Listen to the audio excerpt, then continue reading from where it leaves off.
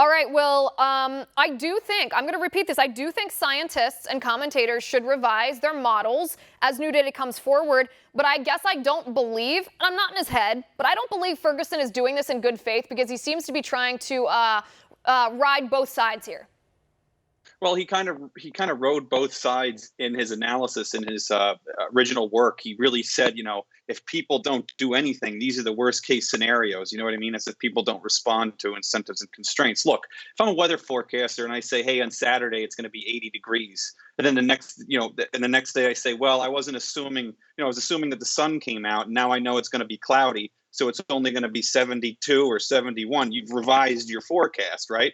I mean, it's hard to say that you didn't revise your forecast if you're looking at it in that context.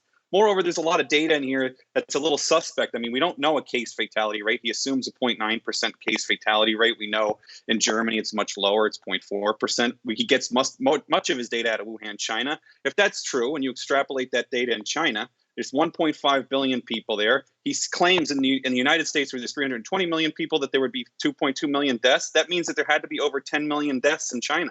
Where are those 10 million people? I mean, look, they're good at covering things up, but it would be hard to cover up 10 million deaths in China. How did they, I don't know what the extreme measures they use. They use them all over China. Who knows if that's the mitigating factor? Moreover, he says transmission rates increased. Okay, that could be true. So more people probably had the virus than we had originally thought, and there could have been herd immunity. But he doesn't bring that into his study, not one single time. So what is he talking about if we have this, we have the flatten the curve for 5 months where he says, we'll have enough beds. But people are getting sick, right? So that's where the disease stops, right? If somebody's already had it and they're immune, the disease stops there. How does it keep spreading at the same transmission rate? So there's a lot of assumptions that really need to come under scrutiny here,